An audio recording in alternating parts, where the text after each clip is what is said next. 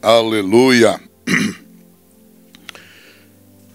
Então, lá em Hebreus 11, versículo 1, contém a melhor, maior, mais poderosa e sábia definição de fé. Diz assim: a fé é a certeza. Tudo menos que certeza não é fé.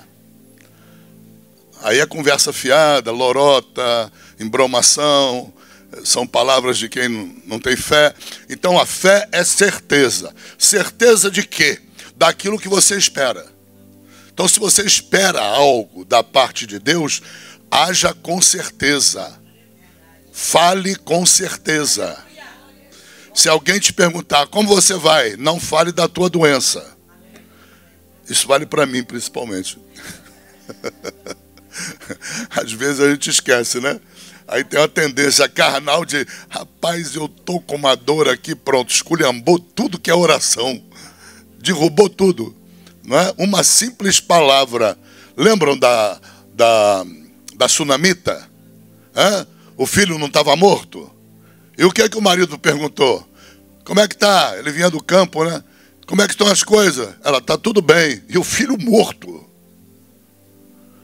Aí Deus botou ela na segunda prova. O próprio Eliseu mandou Geazi perguntar a ela: como é que você está? E ela respondeu: está tudo bem. Precisamos aprender com pessoas que viveram as sombras. E nós estamos na realidade cometendo erros crassos, anulando nossas orações com a língua, com os comentários. Ok? Ela mentiu dizendo que estava tudo bem? Não, ela não mentiu. Por quê? Porque ela estava falando a linguagem da fé. Ok? Quando se fala a linguagem da fé, não se está mentindo. Está se falando não segundo as leis físicas, está se falando a respeito da fé. E a fé o que é? Certeza das coisas que se... Ela esperava o milagre de Deus. Ela estava buscando Eliseu para receber o milagre de Deus. Ela cria que o milagre de Deus iria acontecer. Por quê? Porque ela conhecia o poder de Deus na vida de Eliseu. E Eliseu era outro que vivia a experiência das sombras também. Ok? Velho Testamento. Figuras. Né? Hoje nós vivemos a realidade. Olha o nosso problema diante de Deus. Imagina aqueles homens que viveram o tempo das sombras, das figuras, se vivessem hoje na realidade. Imagina o poder de Deus na vida deles. Essa é a nossa grande deficiência. Vivemos no tempo da realidade, não mais das sombras. Mas parece que não adianta nada. Né? Por falta de fé, por um monte de razões, falta de oração, falta de jejum, disso, daquilo, e falta de comunhão com Deus às vezes também, a gente não tem resultado no nosso ministério, no nosso chamado. Esse é o grande problema. Entenderam? Então, a Bíblia diz em Hebreus capítulo 11, versículo 1, a fé é a certeza das coisas que você espera. Aí depois diz, é a prova. Prova o que é? Realidade. Substância. É a prova daquilo que você não vê. Você chega ali e compra um apartamento na planta, paga à vista pelo apartamento. Você é proprietário de um apartamento? Tem a escritura e já pagou por ele. Ok? E tu está lá olhando, tem algum apartamento lá? Não. Mas o que te faz proprietário? A escritura. É isso que Jesus está falando. A fé é a escritura, é a prova daquilo que você ainda não vê. O grande problema nosso é esse. Muitas vezes não temos certeza, ou somos relaxados no linguajar, não estamos de prontidão de espírito, né? Para responder a pergunta de alguém que vem perguntar, como é que você está? E começamos a falar de problema. Usamos a boca para falar de morte, e não de vida. Usamos a boca para falar de problemas e não de soluções. E a solução é por meio da fé. Amém? Sem problema? Agora nós conseguimos ler o texto melhorzinho. Eu vou ler em voz audível, os irmãos acompanhem nas vossas Bíblias. Diz assim a Bíblia: portanto, ninguém vos julgue pelo comer ou pelo beber, ou por causa de dias de festa, lua nova, lua disso, daquilo, sábado, que são sombras das coisas futuras. Ou seja, são sombras de realidades. Ok? Aleluia. De substâncias futuras. Mas o corpo é de Cristo. Ou seja, essas sombras estão sombreando o corpo de Cristo. Quem é o corpo de Cristo? A igreja. Ok? Estão sombreando a igreja, estão sombreando o próprio Cristo Jesus.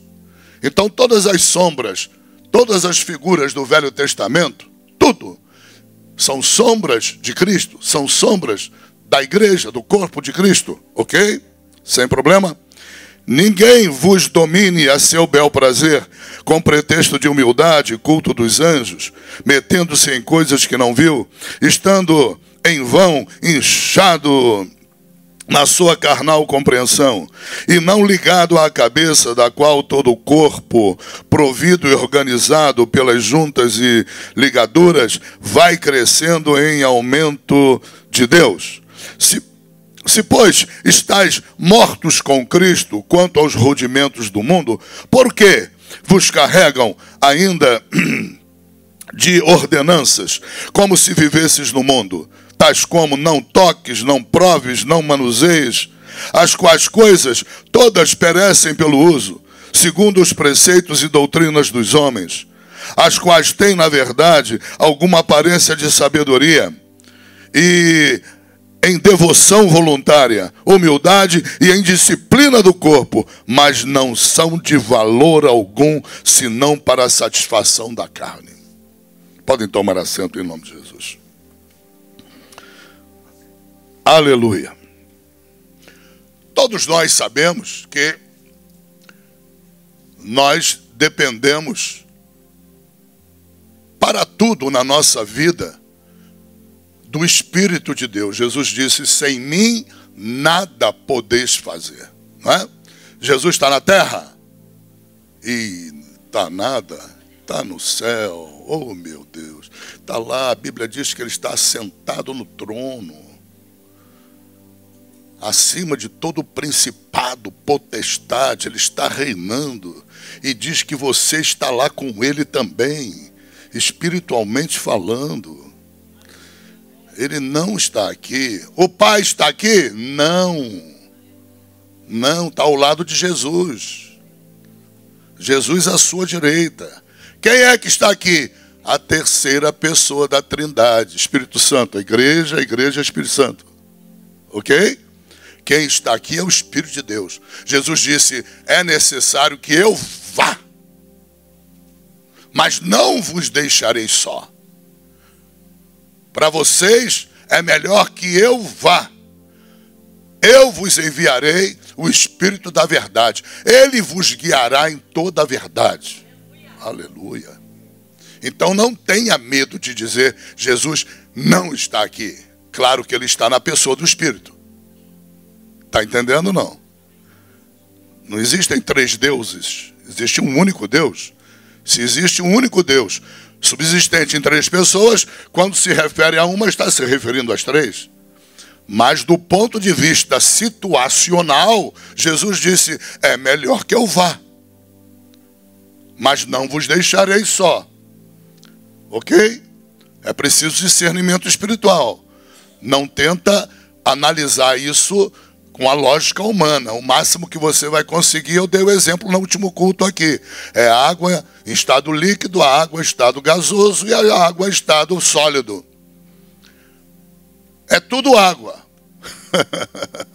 Ok? São três estados de uma mesma essência. Esse é o máximo que nós chegamos com a nossa mente carnal, com a nossa sabedoria humana. Ok? Nossa compreensão humana. Mas o crente não pode viver só da compreensão humana. Ele tem que viver segundo o que diz a palavra. A palavra é espírito e vida. O crente tem que viver no discernimento que a palavra vai dando para ele. Não é? Quando nós estávamos na escola, o que é que nós aprendemos lá no primário? Minha época era primário, agora é primeiro grau, né? Então, o que é que se aprendeu lá? Entre outras coisas, que os seres humanos são animais racionais e o restante dos animais da criação são animais irracionais. Isto é a maior besteira que a ciência prega. O ser humano nunca foi animal. Ele é espírito. Ele é espírito. Eu sou espírito, você é espírito. Que tem uma alma, possui uma alma que habita dentro de uma casa chamada corpo, que vai descer ao pó e vai para o cemitério. O espírito não vai. Ou ele vai para o céu ou muda de endereço para o inferno. É o que diz a Bíblia. E não adianta entender com base na ciência, que a ciência não vai te levar a lugar nenhum. Ok? Tem que entender com base na inteligência da Bíblia, no discernimento da palavra de Deus. Deus nunca permitiu que pai enterrasse filho. O pai já partiu. O que enterra é a casa que o pai habitava. Está entendendo? Deus nunca permitiu que uma mãe enterrasse uma filha. Nunca. Nunca permitiu que ninguém enterrasse ninguém. Enterra a casa que habitava. Mas não o espírito, não a alma. Eles partem antes do velório. Eles partem antes do enterro, antes do sepultamento, muito antes. Imediatamente após morrerem, eles já mudam de endereço. Você tem fé para crer ou vai crer que você é um animal racional? Aí não demora muito estar crendo que tu veio do macaco. Veio de um irracional.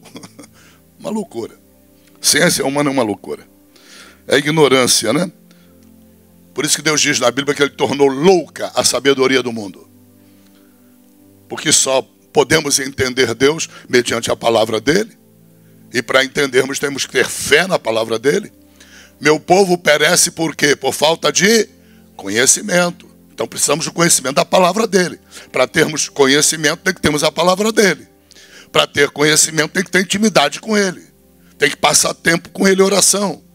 Tem que passar tempo estudando a palavra de Deus. Se você não passa tempo estudando a palavra de Deus, não tem tempo para Deus, não tem tempo para orar, esquece. Esquece, não diga, não minta com a boca que você tem comunhão com Deus. Não tem. Ou tem conhecimento de Deus? Não tem. O conhecimento depende da palavra. O conhecimento depende da intimidade na vida de oração. Ok? Isso é Bíblia, é entendimento. O que Deus diz lá em Jeremias? Rico, muito bonita a tua riqueza, mas não se glorie nela. Ô Todo-Poderoso, Donald Trump. Aleluia.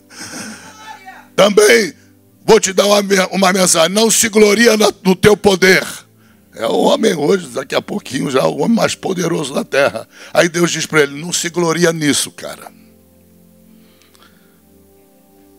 Homem cheio de sabedoria, cientista, não se glorie na sua sabedoria. Aí Deus fala para os três, né? Jeremias 9, 23. Fala para os três, quer se gloriar? Glorie-se nisso, numa coisa só. Em me conhecer e em me entender.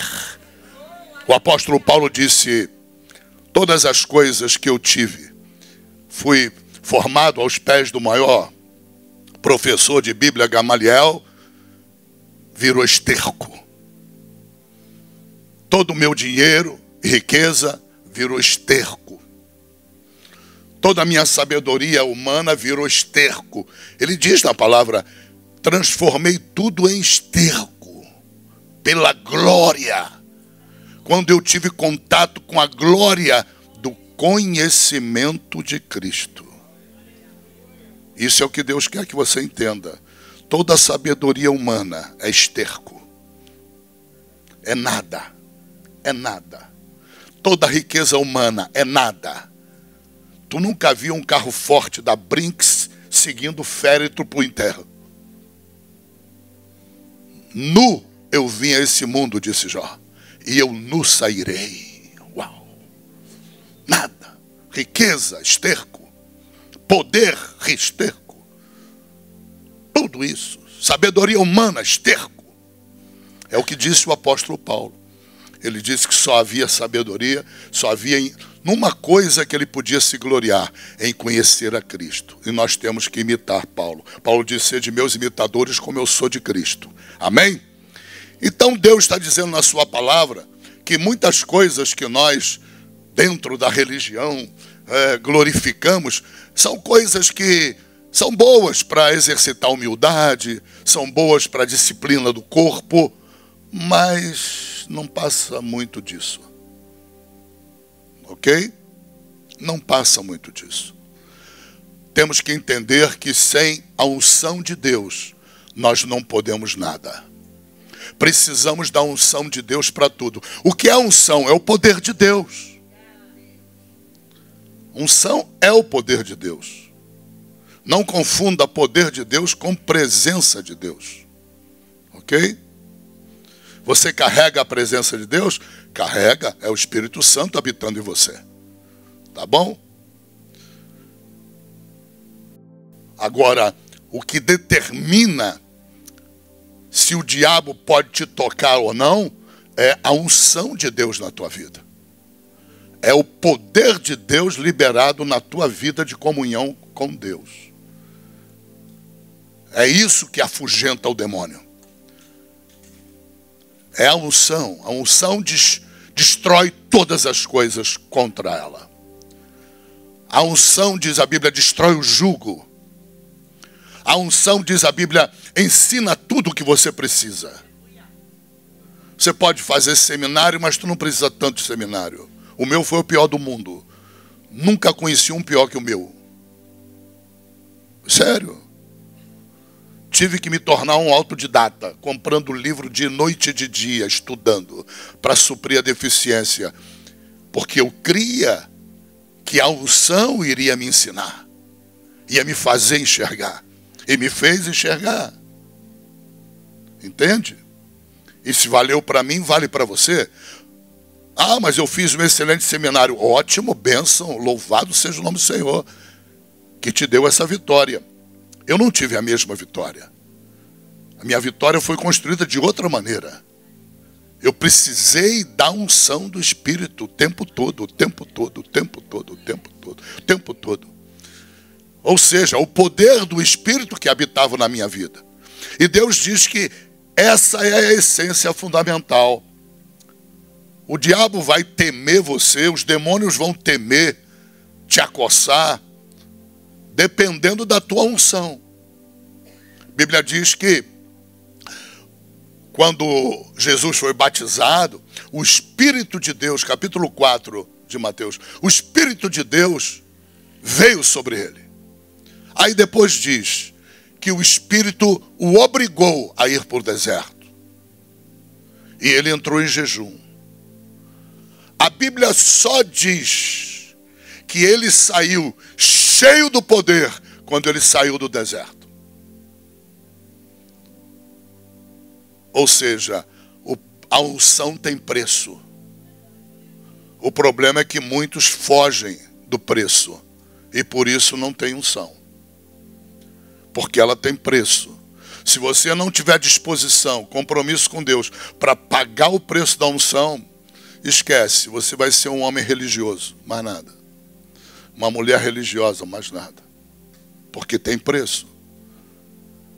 E o preço para Jesus foi alto.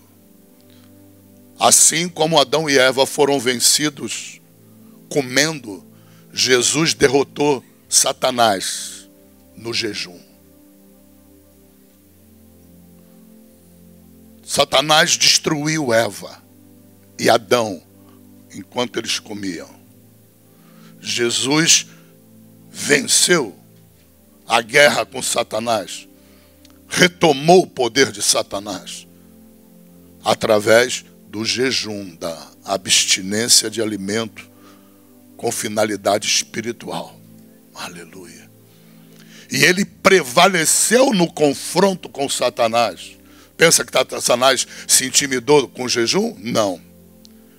Não se intimidou. Deixou até ele acabar o jejum. Pode jejuar, jejua o quanto você quiser. Satanás não tem medo de ninguém que jejue. Mas Jesus estava recebendo mais e mais unção, mais e mais poder de Deus. E ele parte para dentro de Satanás para repreendê-lo pelo poder da palavra de Deus. Está escrito. Está escrito.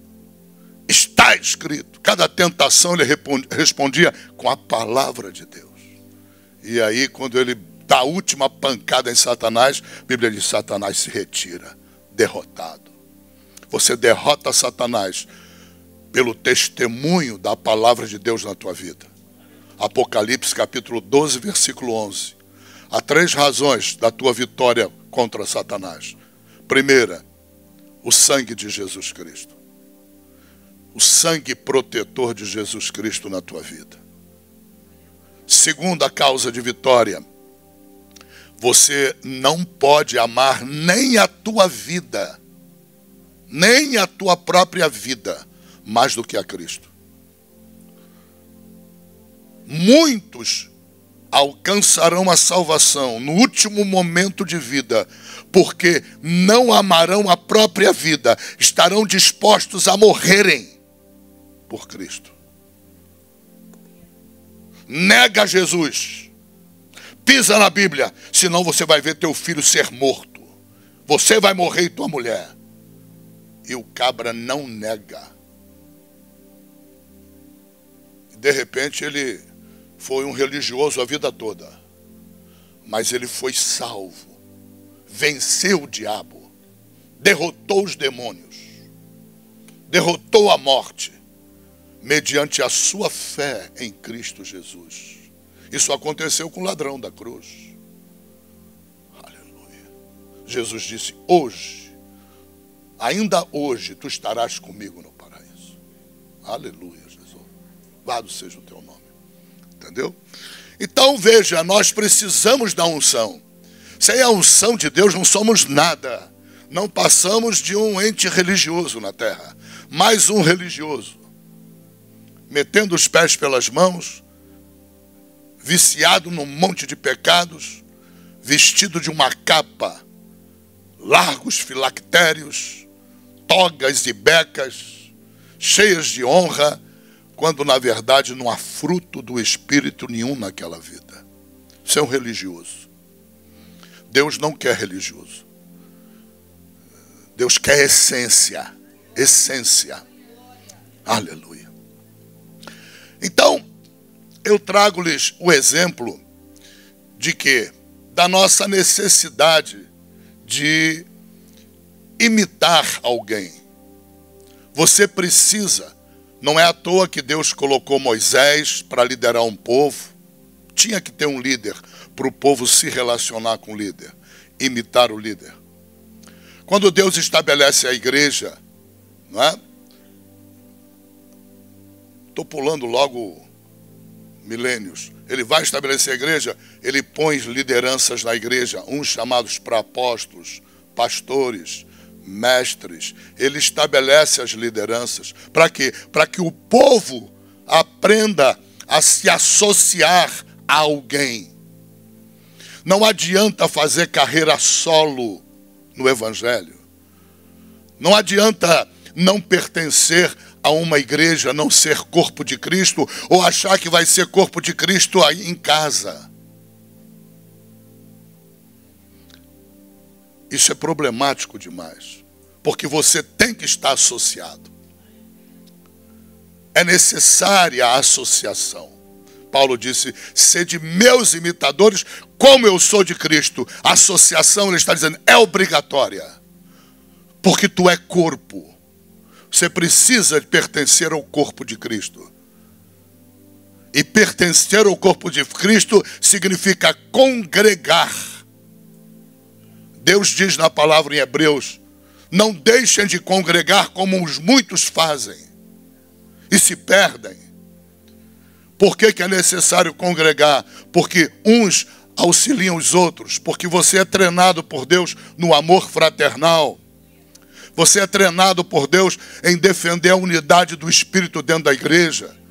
Há um monte de treinamentos e testes que Deus faz com você dentro do corpo, dentro de uma denominação. Se nenhuma te agrada, cria a tua. Mas estabeleça o corpo. Estabeleça pessoas, até na tua casa, não tem problema. Abre lá na tua casa uma obra. Precisa dar nome nenhum, Deus conhece pelo Espírito. Comece a fazer reuniões.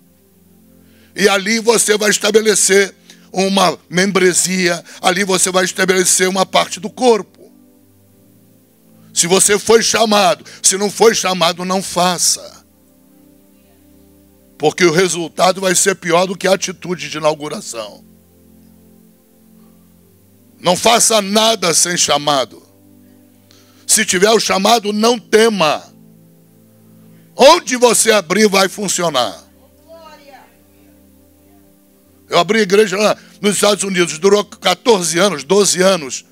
E durante todo o tempo o chamado estava ali estabelecido. Começou numa sala de hotel. Depois do hotel alugou uma loja. Depois da loja uma outra maior. Você está entendendo? Quando é chamado, tu pode ir para Portugal que vai abrir igreja na tua mão. Quando é chamado, tu pode ir até para os rincões do mundo. Onde você for, você vai para o Himalaia. Lá tu vai ter membro. Lá vai ter seguidores. Porque é necessária associação. Não existe carreira solo. Quem te convence de fazer carreira solo é o espírito do demônio. Ele quer te destruir. Ninguém sobrevive sozinho no mundo espiritual. Tanto não que o próprio Deus manda o Espírito dele. O Espírito Santo. Tanto não que Jesus diz, as obras que eu faço, não faço por mim mesmo, mas o Espírito do Pai que está em mim faz as obras. Associação. Até Deus precisa da associação para funcionar. Não são todas as coisas que o Pai faz. Ele tem missões específicas para ele, dentro da autoridade dele. Não são todas as coisas que Jesus faz, a não ser que ele use o Espírito Santo. E não são todas as coisas que o Espírito pode fazer. Há coisas reservadas ao Pai, há coisas reservadas a Jesus. Associação. Eliseu teve um chamado de Deus. E a primeira coisa que Deus estabeleceu para Eliseu foi a necessidade dele se associar. Ele tinha que seguir alguém. Aleluia. E ele foi seguir quem? Elias. Qual é a primeira prova que Elias põe a Eliseu? Primeira grande prova. Eliseu, fica aqui. Não sai daqui não. Porque eu vou ter que passar por Gilgal. E eu não quero que tu vá comigo. O quê? Eu não te largo. Eu não te largo. Eu não te deixo. As pessoas trocam de igreja como trocam de roupa. Trocam de líder como trocam de cueca. Coisa de louco. Eliseu percebeu que ele estava sendo testado. Ele sabia que o crescimento espiritual, a unção, o poder de Deus vinham pela associação, pela imitação de outro, vendo o líder, como é que ele age. Ah, quando eu for líder dessa igreja, eu tenho o meu modo. Tu vai enterrar a igreja. Não remova os marcos do teu antepassado. Tu vai se frustrar. Não é pelo poder da tua inteligência. É por aquilo que Deus está te mostrando na vida do outro que está sendo usado e os frutos aparecem. Não é qualquer pessoa que você pode se associar para seguir, para imitar.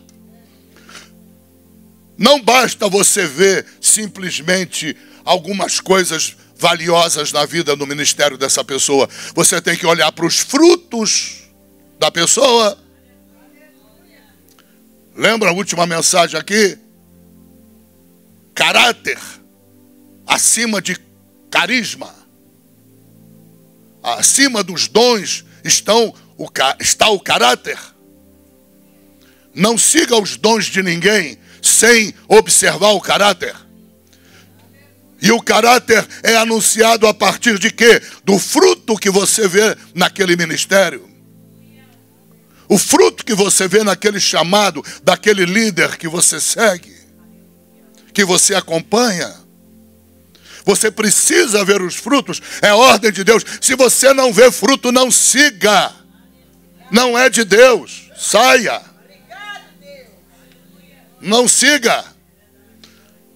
Pode-se dizer apóstolo, bispo, cardeal, papa. Pode-se dizer o que for. Pode criar o título que for, não importa, não siga. Porque caráter está acima de carisma. Tem muita gente que tem dom, mas quem usa é o demônio. Tu acha que cura e milagre é exclusividade da igreja na terra? Não. As seitas também operam curas e milagres. No poder de quem? De Deus? Não, Deus não é Deus de confusão. É no poder do diabo. Mas que unção é essa? Foi a unção que Deus deu a ele. A Bíblia diz que toda unção é dada sem arrependimento. Todo dom é dado sem arrependimento. Saul foi destronado por Deus. Samuel disse para ele: acabou teu reinado. Deus vai te tirar do reinado.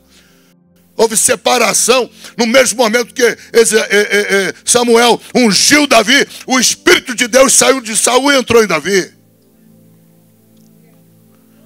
Mas ele continuou com a unção ou não continuou? Continuou, porque mesmo depois de perder o Espírito Santo, ele profetizava e se cumpria. A Bíblia diz que no Novo Testamento, Anás e Caifás profetizavam e se cumpria. Uau! Por quê? Porque o dom é dado sem arrependimento. Vai para o inferno com dom e tudo. E mesmo com o dom, eles odiavam a Cristo. E se cumpria. Não julga o profeta porque o dom dele se cumpre. Cuidado, julga o fruto dele. A Bíblia diz: conhecerás a árvore pelo fruto. Isso vale, conhecerás o pastor João Freitas pelo fruto. Conhecerás a profeta da igreja, a profetisa da igreja, pelo fruto. É pelo caráter. É pelo fruto. Aleluia. A mensagem de Elias para Eliseu foi essa: você quer unção? Você quer poder de Deus na tua vida? Está me seguindo? Legal. E Elias deu ordem para ele: larga tudo e me segue. Ele vendeu junta de boi, desfez de tudo, largou trabalho, largou família, largou tudo para quê? Para seguir Elias. Porque ele precisava do poder de Deus. Ele queria o poder de Deus. Ele queria a unção de Deus. Ele sabia que a unção estava sobre Elias. Ele julgava o ministério de Elias pelos frutos de Elias. Ele julgava o ministério de Elias não pelos dons de Elias, mas pelos frutos dele. Aleluia. E ele disse: eu quero porção dobrada do Espírito que está sobre você. Mas ele só falou isso depois de alguns testes. E eu só quero falar de um teste hoje aqui. O restante eu vou deixar para um estudo de quarta-feira, um dia desse aí.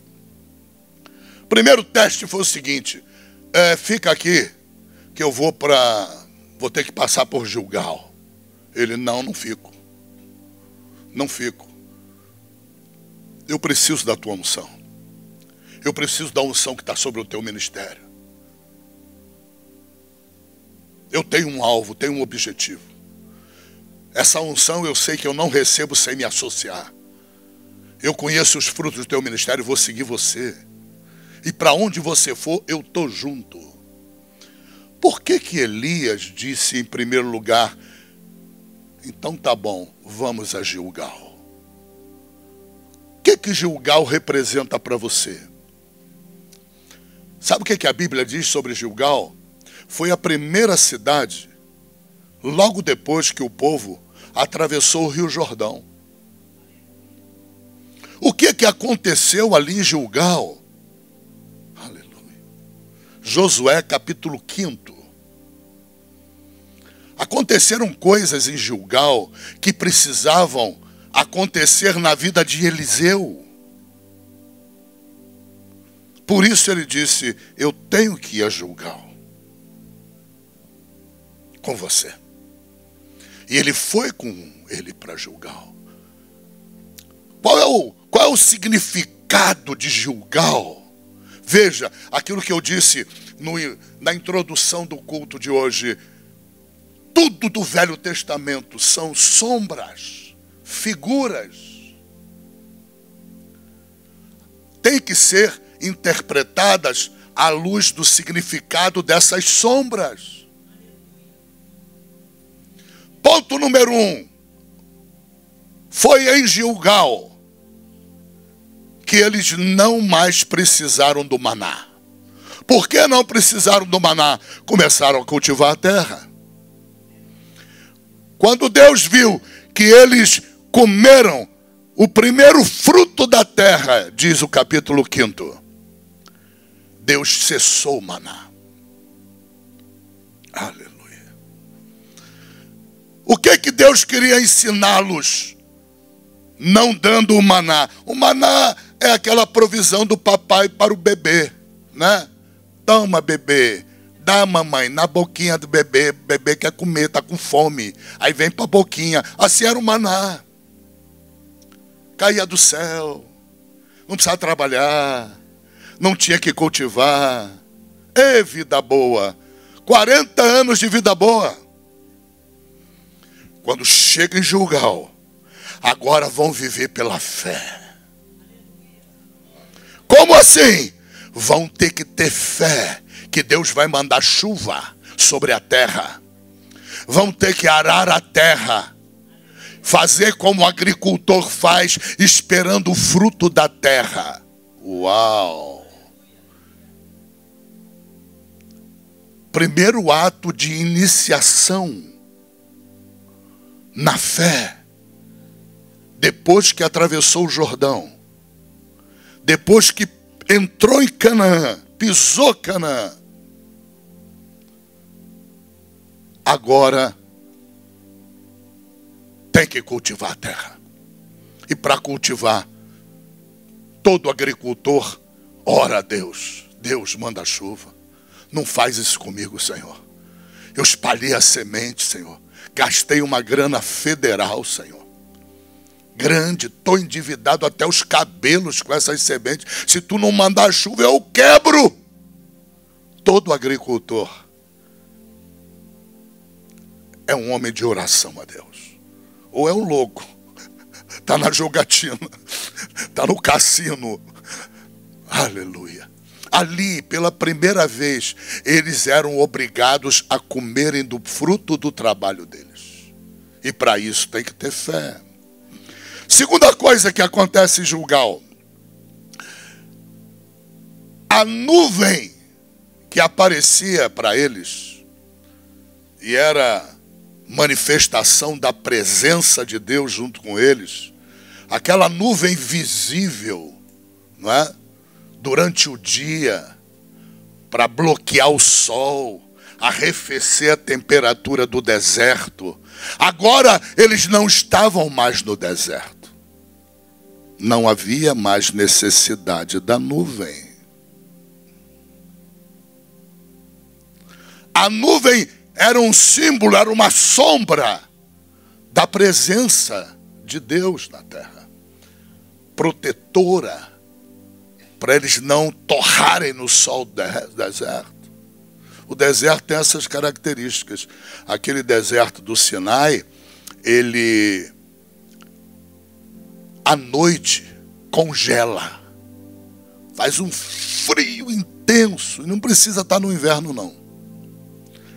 e durante o dia um sol causticante. Deus, da sua infinita provisão e sabedoria, preparou a nuvem. Então a nuvem é uma sombra. Outro símbolo da presença de Deus no deserto era a coluna de fogo à noite para aquecê-los, para iluminar o caminho deles caso precisassem caminhar à noite. Eram nômades. Quando Deus mandava caminhar, tinha que caminhar. Fosse noite, dia, tinha que caminhar. E como eles iam caminhar no frio, congelante, Deus levantou a coluna de toda a noite para agasalhá-los, para protegê-los. E aquela coluna de fogo era a presença também do próprio Deus, visível. Gilgal, ele encerra o maná, ele encerra a coluna de fogo, ele encerra também a nuvem. Agora, aqueles que atravessaram o Jordão não se relacionariam mais com Deus à base dos olhos verem. Deus não quer esse tipo de adoração. Foi a adoração de Tomé. Se eu não tocar, eu não creio. Ele havia falado para os apóstolos, que estava anunciando para Tomé que Jesus havia ressuscitado. Se eu não tocar, eu não creio. Tomé é o ressuscitamento do período pretérito de Gilgal, até Gilgal. É o governo da incredulidade. Só crê porque vê. Só crê porque recebe. Tem que ver a nuvem. Tem que ver a coluna de fogo. Tem que receber o alimento. Senão, não crê. Eles atravessaram o Jordão, entraram em Gilgal e a nuvem de fogo desapareceu. O maná cessou. A nuvem também desapareceu. E Deus estabelece com eles o seguinte: daqueles que foram circuncidados anteriormente,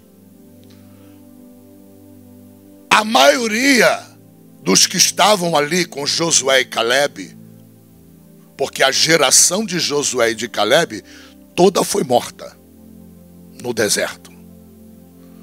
Da idade dos dois, só havia os dois. O restante era tudo garotão e garotona. Porque Deus amaldiçoou os pais deles e condenou que eles morressem no deserto. Lembram dos espias? Voltaram com testemunho de incredulidade. E Deus decretou: por causa do testemunho de vocês de incredulidade, vocês vão morrer no deserto. Os filhos de vocês entrarão em Canaã. Então, agora com Josué e Calebe na liderança em Gilgal, a garotada que entrou em Canaã não tinha circuncisão. A Bíblia diz, literalmente no capítulo 5, eles não haviam sido circuncidados. Olha o grau de distanciamento de Deus dos pais deles. Por isso Deus os matou no deserto. Não circuncidaram os filhos. Bom, depois de Gilgal, eles iriam receber a presença. A Bíblia chama de anjo, nós cremos que é o próprio Jesus, numa aparição cristofânica, né? Como príncipe do exército do Senhor. Ele aparece para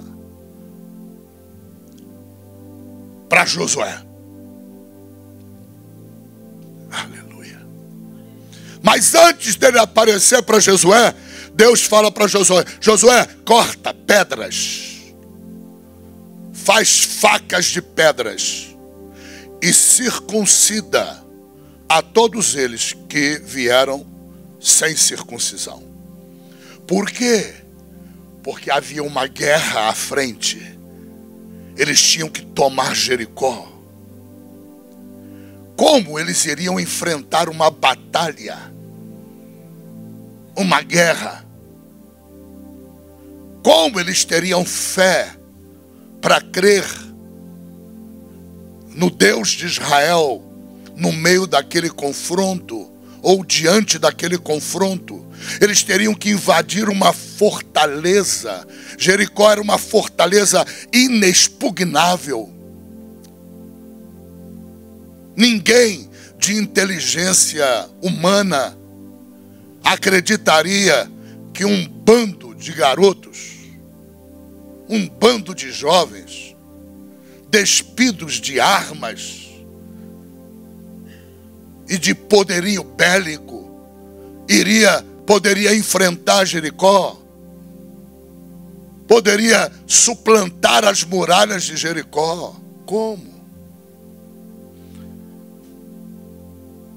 Deus precisava gerar fé. E para Deus gerar fé, tira a nuvem. Tira todo ponto de contato com os olhos. Engraçado que hoje, dentro das igrejas, algumas, cuidado muito com isso. Cuidado com doutrinas que entrem na igreja, doutrinas de ponto de contato. Vamos botar uma fitinha aqui com o nome de Jesus, para você ter um ponto de contato através da fitinha. Olha, tem uma rosa também, ela veio de Israel, a rosa. E aí você vai ter um ponto de contato. Isso é transformar as pessoas em bebês. Isso é voltar a Gilgal. Isso é ensinar o povo a se afastar da fé e voltar a se relacionar com Deus.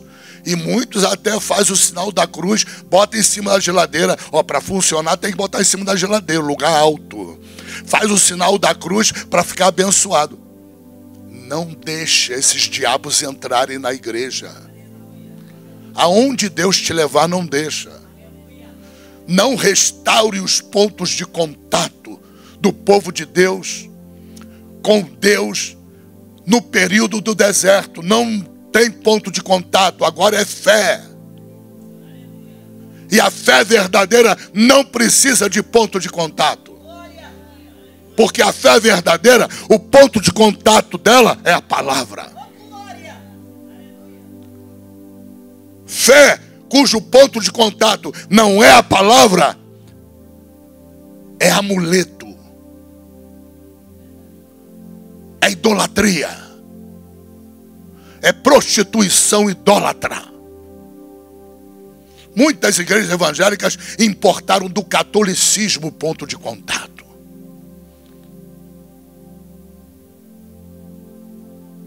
Outras importaram da Índia, do hinduísmo.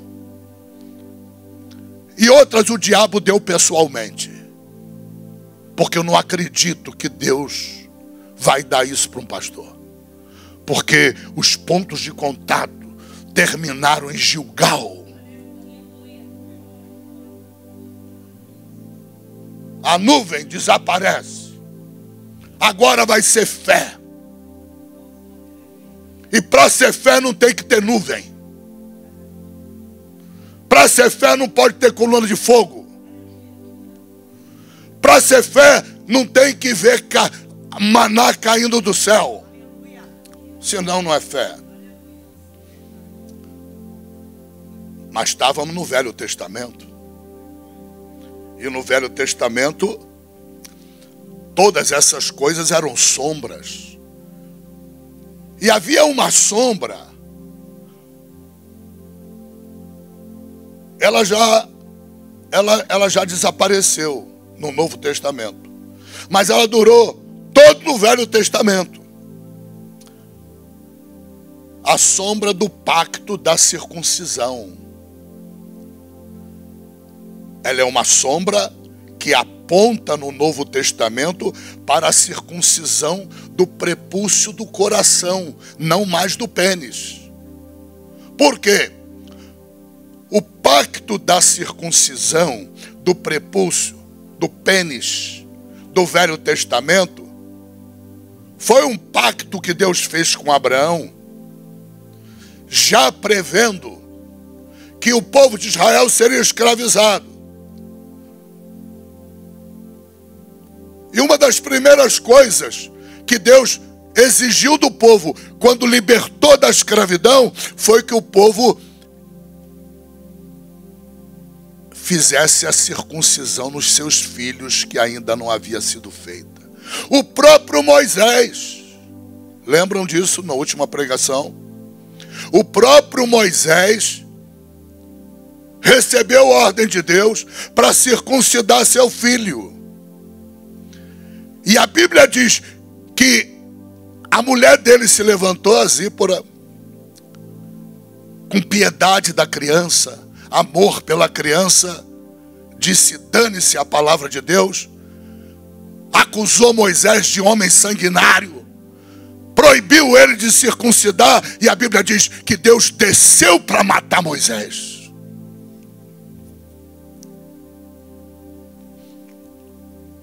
Desceu para matar Moisés. Você é marido, você ama tua mulher em Cristo. Você, mulher, ama teu marido em Cristo. Fora de Cristo não é amor, é idolatria. É escravidão. Entenda. Porque nós somos chamados para amar a Deus em primeiro lugar. E Deus, ele diz sério, Jesus diz sério: aquele que amar a mulher, o filho, o marido, o pai, a mãe, mais do que a mim, não é digno de mim. Não pode ser meu discípulo. Não está apto. Não está apto. Então Zípora se levantou contra Moisés para impedir. Deus não titubeou. Deus tinha dado autoridade para Moisés. O marido tem autoridade lá, ele é cabeça. Deus nunca chamou a mulher para ser cabeça. Deus não pensou duas vezes, a Bíblia diz que ele desceu para matar Moisés. E quando Zípora, de alguma maneira, ela percebeu que Deus ia matar o filho dela, matar Moisés, aliás, ela foi, apanhou a faca de pedra e ela mesma circuncidou o filho. Então o pacto da circuncisão ali significava o quê? A libertação, desligamento do prepúcio, desligamento do pecado, desligamento do Egito. Egito é símbolo de quê? Mundo. Egito é símbolo, Faraó é símbolo de quem? Satanás, o Deus desse mundo. Quando você se converte, há uma circuncisão. Só que ao invés de ser no pênis, é no coração. É espiritual. Há uma ruptura entre você e o mundo. Através de quê? Onde é que está a faca de pedra? O arrependimento. Como é que funciona a faca de pedra? Tu está andando para o inferno, para o mundo, de frente para Satanás, dando de costa para Deus, se distanciando de Deus. Quando você faz volta contrária, você vira de frente para Deus, você volta para o caminho celestial. E se afasta do mundo, se afasta das trevas, se afasta do pecado, se afasta. É radical. Ser crente é tomar atitude radical. Crente que não toma atitude radical está longe de ser crente. Longe. Mas longe. Ele é um religioso no máximo. Ela é uma religiosa no máximo. Mas não houve a circuncisão do coração, como está lá em Coríntios. Tem que haver o pacto da circuncisão. E o pacto é feito de que maneira? Romanos 10, 9. confessa com a boca que Jesus Cristo é o Senhor.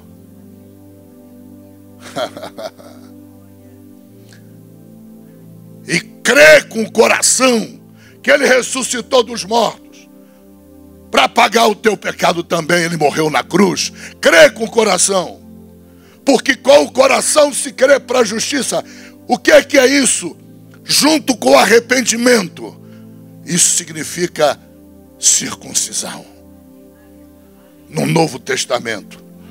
Então, quando o pai pegava o filho e circuncidava no prepúcio do pênis, aquele ato apontava para a circuncisão que Deus fez em você no dia que tu aceitou Jesus. A circuncisão que Deus fez em você na igreja, no dia que você aceitou Jesus, que você virou as costas para o mundo, para Satanás, voltou-se de frente para Deus, para fazer a vontade de Deus, ali Deus te circuncidou. Você não é um incircunciso, você é um circuncidado espiritual. Aleluia. Essa é a marca da tua salvação. Aleluia. Está entendendo? Como é que eu posso voltar para a nuvem? Como é que eu vou criar uma igreja do maná? Como é que eu vou criar uma denominação coluna de fogo? Isso é falta de Bíblia, falta de entendimento, de compreensão. Você entende o que Deus está falando? Como é que eu vou voltar à circuncisão do pênis? Se eu vou circuncidar o pênis do meu filho, é porque eu não creio na circuncisão do coração. Quem faz isso são os judeus, porque não creem em Cristo, não aceitam Jesus como Messias. Estão aí, desde do ano 70 depois de Cristo, pagando o preço da incredulidade. Até hoje pagam. Claro que muitos judeus já aceitaram Jesus. Muitos que circuncidaram seus filhos, experimentaram a circuncisão do coração. Muitos que circuncidaram seus filhos também levaram seus filhos para a igreja e eles foram circuncidados do coração. É o novo pacto, a nova aliança. É que a luz aqui é espalhada. Se não fosse, tivesse uma luz sobre mim, você ia ver a projeção da minha sombra. Veja, o Velho Testamento fala da sombra, querendo anunciar a pessoa, botando a mão no meu peito porque é a minha sombra, mas na verdade, com relação à Bíblia, é a sombra de Cristo. É a pessoa de Cristo que está sendo projetada. Todo o Velho Testamento fala de sombras, preparando a mente das pessoas, o coração das pessoas, para receberem a Cristo depois. Deu para entender? Agora, Novo Testamento, não tem mais sombra. Acabou a sombra. Ok? Por quê? Porque a luz de Deus, a luz da palavra de Deus, ela projetava-se sobre o corpo de Cristo e fazia uma sombra. Então, primeiro se anunciou a sombra, progressivamente, se aproximando até chegar na pessoa de Cristo. Quando chegou na pessoa de Cristo, Jesus disse: eu sou a luz do mundo. Pronto, agora não tem mais uma luz que projete a sombra dele. Ele é a luz. Dá uma salva de palmas. Vocês não são pentecostais? O que é? Outro dia eu estava numa teleconstrução, uma vendedora virou para mim e falou assim: mas por que o senhor é pentecostal? Eu falei: qual é a igreja que não é pentecostal? Porque quando o cara confessa que a igreja dele não é pentecostal, ele não é igreja. Porque ela começou no Pentecoste. Toda a igreja tem origem no Pentecoste. Ou será que tem alguma que tem origem em outra coisa? Não é? Então eu não concebo a ideia de igreja sem ser pentecostal. Porque está negando a fonte. Eu posso negar a fonte?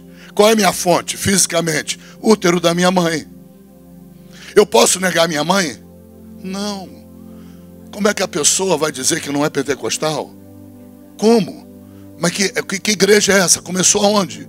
Ah, começou no Pentecostes, mas depois eu me desliguei do Pentecostes. Mas desligou com ordem de quem?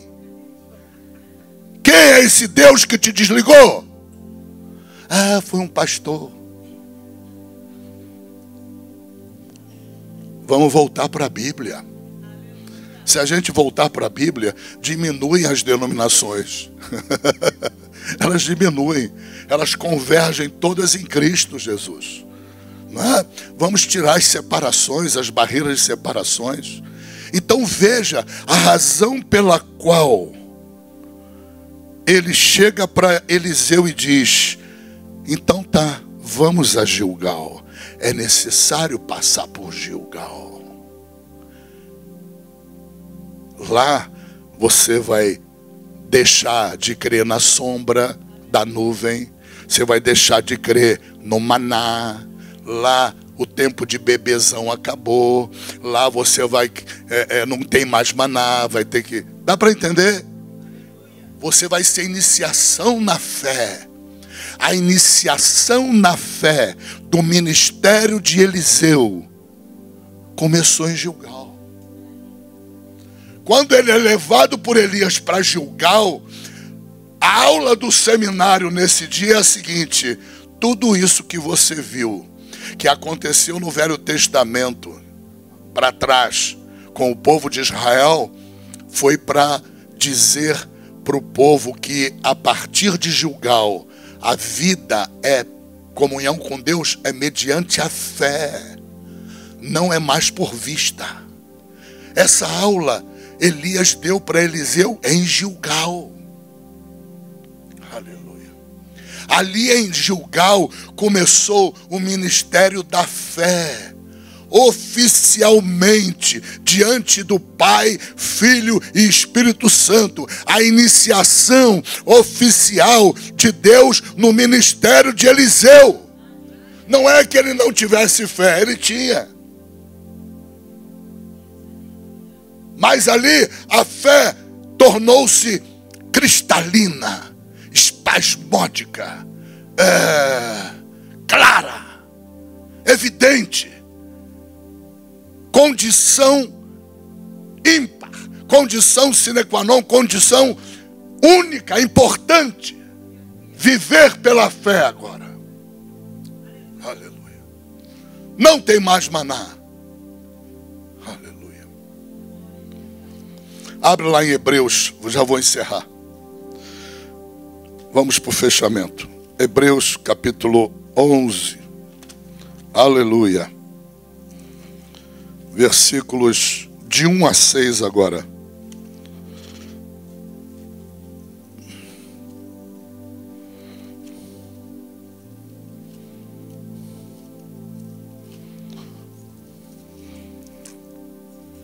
Todos encontraram? Só o pastor que não encontrou ainda. Colou tudo, está tudo colado. Muita tinta na Bíblia. Hebreus 11 está aqui. Então vamos lá. Vocês já decoraram, não é? A fé, o que é? Versículo 1. A certeza das coisas que se espera. E a prova daquilo que você não... Quem viu a Deus? Ué, não viram? Graças a Deus não. Isso é prova de que você está vivendo pela fé. Porque se você diz, eu vi, aí tua fé está esculhambada, né? Você está seguindo por vista, por visão. Vamos interpretar esse texto de outra maneira. Vamos resumir as coisas que se esperam e as coisas que não se vê. Você faz um pacote disso tudo numa expressão só, que resume todas as coisas. Qual é a expressão que resume tudo isso numa única coisa? Fé é a certeza da presença de Deus na tua vida. Acabou. Resumiu tudo.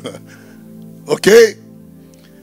Porque a Bíblia diz que todo aquele que é guiado pelo Espírito de Deus é filho de Deus. Lembra-se que eu falo sempre e não paro de repetir? Cristianismo verdadeiro não é religião. Toda religião é falsa, porque promete o que não pode fazer. A palavra religião vem do latim religare. O que ela promete? Religar as pessoas com Deus. E tem uns desviados, papas, cardeais, padres, pastores, tá? Toda essa cambada junta prega uma coisa só: se sair da nossa igreja, perdeu a salvação. A nossa igreja, não reconhecemos igreja nenhuma. Olha, nesse púlpito não prega ninguém de outra igreja. Isso é a primeira característica de uma seita.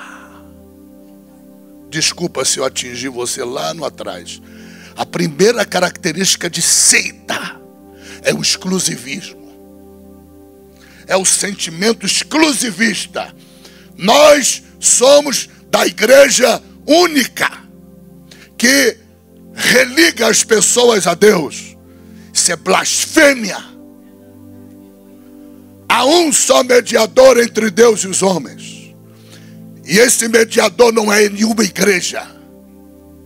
Não é nenhuma religião. Jesus não veio trazer religião. O cristianismo verdadeiro não é religião. É relacionamento de amor, de paixão com Cristo. O cristianismo verdadeiro é Deus vivendo em você. Se Deus não vive em você, tu não é cristão, tu não é crente. Porque ser crente até o diabo é. Lá em Tiago diz que os demônios também creem e tremem. Tremem. Aleluia. Então, entenda em nome de Jesus Cristo. Cristianismo verdadeiro é Deus habitando no ser humano. Se eu tenho a presença de Deus, eu estou salvo. Se eu tenho a presença de Deus habitando em mim, o Espírito de Deus habitando em mim, eu estou salvo. Eu sou de Deus, Deus é meu, eu sou cidadão do céu. Esse mundo para mim, eu sou estrangeiro. Sou ministro de Deus nesse planeta chamado Terra. Entenda. Esse é o conceito único de cristianismo. Não é religião. Religião é sofisma. O que é um sofisma?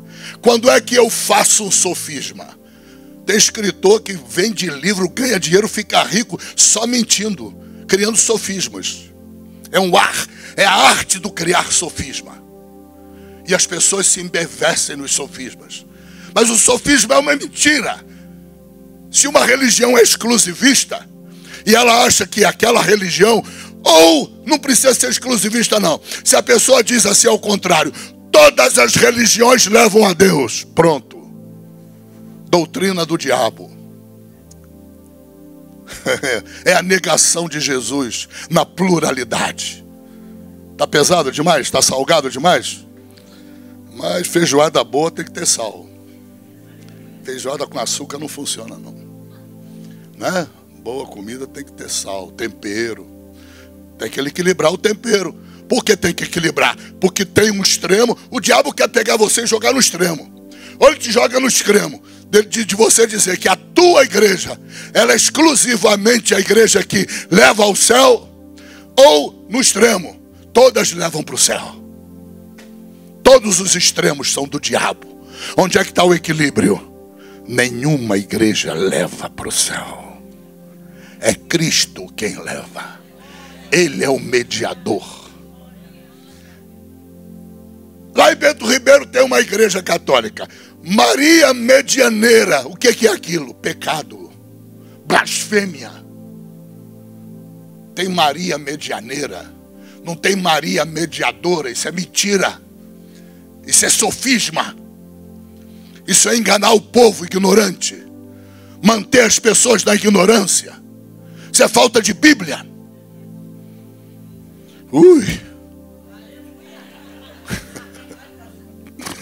Versículo 2. Aleluia. Cadê o capítulo 11? Sumiu?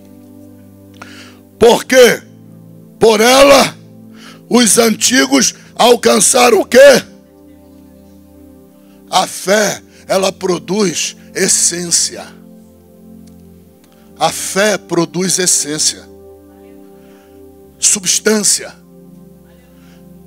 Ou melhor, ela não produz, ela é a substância.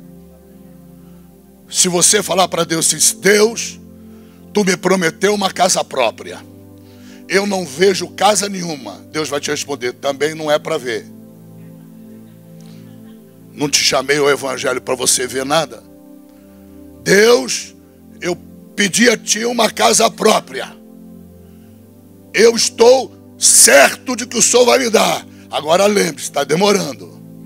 Ele fala, fica na esperança. Melhor, fica na fé. Fica na fé, olha para o Calvário. A fé, ela te faz olhar para o Calvário. A esperança te faz olhar para o futuro. Deus não chamou você para ter esperança. Deus chamou você para ter fé. Olhar para o Calvário. Olhar para trás. Quem tem fé, crê porque está com os olhos postos lá 2000 anos atrás. Sabe que o Calvário é a fonte de tudo.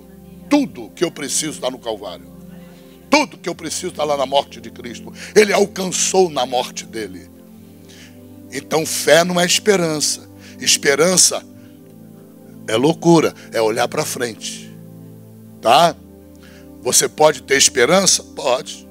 Jesus falou. E ao final permanecerão a fé, a esperança e o amor.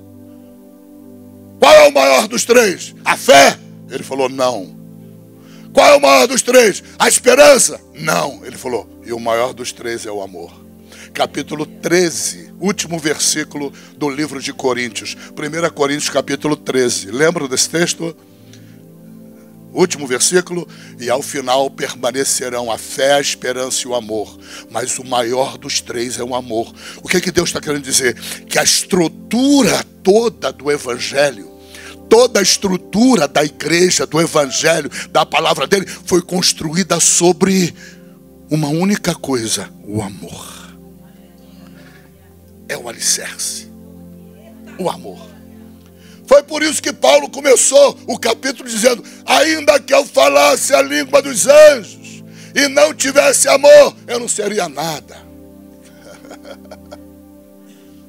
Ainda que nada. E ele foi repetindo, nada. Tudo se resume no amor. Compre um livro na livraria, um livrinho pequenininho, mas é uma maravilha para você ler, né? Charles Finney, já está morto há muito tempo, um americano, evangelista nos Estados Unidos, né? O título do livro é Tudo se resume no amor. E verdadeiramente é. Porque o amor é o maior dos três.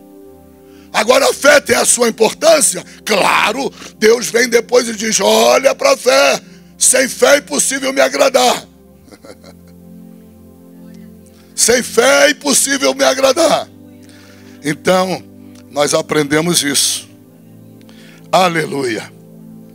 Pela fé, nós temos substância naquilo que esperamos de Deus. Na nossa oração. A substância da nossa oração resume-se na fé.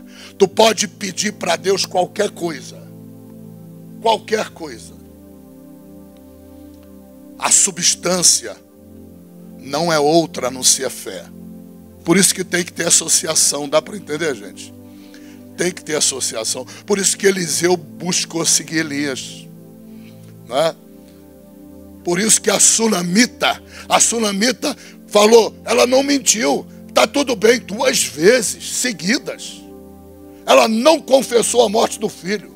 Ela não emprestou a língua para Satanás. Ela viu os frutos de Eliseu, sabia que ele era homem de Deus, e ela cria que Deus podia ressuscitar a criança. E Deus ressuscitou. Ela foi seguir quem? Eliseu. Infelizmente a moça foi seguir sei lá o quê. Podia ter dado a oportunidade de tirar dúvida, né? Aleluia. Louvado seja o nome do Senhor Jesus. Então, pela fé, esse versículo em cima, que pela fé nós ganhamos entendimento. Entendimento. Pela fé nós ganhamos entendimento para construirmos o testemunho. E a última coisa que eu botei aqui, versículo 6. Sem fé é impossível agradar a Deus. A fé me leva ao ponto em que eu começo a agradar Jesus. Ninguém começa a agradar Jesus através da oração, através do jejum, através do louvor. O que agrada a Deus é a fé. Vê se você entende. Então, o início, o pontapé inicial para Deus se alegrar contigo é a tua fé. Não tenta agir sem fé e começar a louvar a Deus. A mesma boca que louva Jesus, canta lá a música do Roberto Carlos lá para Jesus também. E não é louvor aquilo. Sabe lá Deus onde é que aquele cara tirou aquela música que fala de Jesus. Então entenda, em nome de Jesus Cristo, a fé, ela te dá entendimento, ela te dá compreensão. Você só pode, eu quero iniciar minha comunhão com Deus. A fé é o início. Age por fé. Fecha a boca para falar de doença. Fecha a boca para falar de vício. Fecha a boca para falar do mal.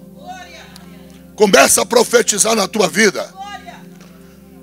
Dá lugar na tua boca à palavra de Deus. Começa a dizer em voz audível as bênçãos que Deus tem prometido na tua vida. Ah, isso é positivismo. Não, não é positivismo oriental, não. Isto é fé. Positivismo é dizer as coisas, mas não por fé em Cristo Jesus. Não com consciência de que do nome de Jesus há o todo o poder. Não por consciência do poder do sangue, não por consciência do poder da palavra de Deus. Aí vira positivismo. Aí vira seita oriental. Agora, profetizar mediante o poder de Deus, mediante a tua fé no sangue de Jesus, profetizar mediante o poder de Deus no nome de Jesus, profetizar a palavra de Deus, a promessa de Deus. Nenhuma arma forjada contra ti prosperará. Quem disse isso? Deus. Então profetiza na tua vida. Profetiza na vida do teu marido. Profetiza. Enfermidade, sai do meu corpo em nome de Jesus. Arma do diabo, sai. Arma de Satanás, sai do meu corpo. Eu te ordeno, sai da minha vida. Em nome de Jesus. Porque Deus disse na sua palavra que nenhuma arma, seja do diabo, seja do capeta, seja do demônio, a promessa dele para mim é que nenhuma arma prosperará. E toda língua, não me interessa quem fala de mim, deixa eu falar, toda língua que se levantar contra ti, tu a condenarás. Outra semana eu falei para um rapaz, estou te advertindo. Se tu tocar no meu nome a próxima vez, vou te botar no tribunal criminal. Não ponha em dúvida. Ele silenciou. Você está entendendo? Toda língua que se levantar contra ti, tu a condenarás. Sério o negócio. Isso é muito sério. Isso não é positivismo. Isso é promessa de Deus, igreja. Isso é palavra de Deus. Profetiza. Profetiza na vida do teu filho. Põe a mão na cabeça dele e profetiza. Põe a mão na cabeça do teu marido. Ele pode ter o defeito que tiver. Profetiza a libertação dele. Profetiza, põe a mão na tua cabeça e profetiza. Tu pode estar viciada nisso ou naquilo, não importa. Vai ser liberta em nome de Jesus. A libertação não vem de você, vem do Espírito de Deus. Por isso que ninguém agrada a Deus quando ora, ninguém agrada a Deus quando louva, ninguém agrada a Deus quando prega. Tu começa a agradar a Deus quando tu exercita a fé. A fé. Porque sem fé é impossível agradar a Deus. Quer que eu complemente? Sem fé é impossível tu agradar a Deus cantando para Ele. Sem fé é impossível agradar a Deus tu pregando o Evangelho. Sem fé é impossível você agradar a Deus. Aleluia. Trabalhando para Ele. Não há nada que você possa fazer sem fé. Tudo que você faz sem fé para Deus não presta para nada. Há entidades aí muito caridosas. Eu conheço um monte delas. Todas fazem muita caridade. Mas a caridade volta para a glória de Deus. É Deus que está sendo glorificado com aquela caridade. Se não for, não agrada a Deus. Dorme com esse barulho. Essa palavra é para os maduros. Não é para bebê. Bebê não aguenta. Entenda em nome de Jesus. Nunca saia de um culto sem entender tudo. Não entendeu? Senta comigo. Não tenho hora para ir embora. Isso aqui para mim não é emprego. Entenda. Eu não tenho hora para sair. Eu fico com você ali até anoitecer, não tem problema. Agora não sai daqui com dúvida. Não sai daqui com espírito de desorientação. O espírito de desorientação é de Satanás. Amém, igreja? Vamos estar de pé em nome de Jesus. Uma salva de palmas para o Senhor. Aleluia. Pastora Vera.